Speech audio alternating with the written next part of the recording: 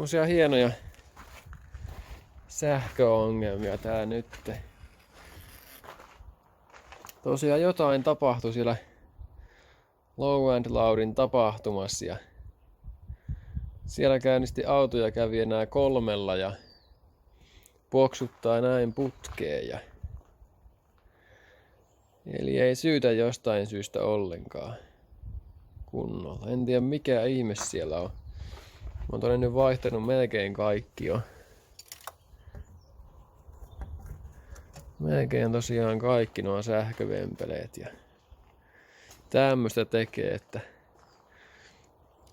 joku sitä on tärinästä nyt ottanut osumaan, mutta mä en oo oikein varma, että mikä. Pitää tuo Eku nyt vaihtaa vielä, jos se olisi niinku vahingoittunut tärinästä, mutta en nyt tiedä.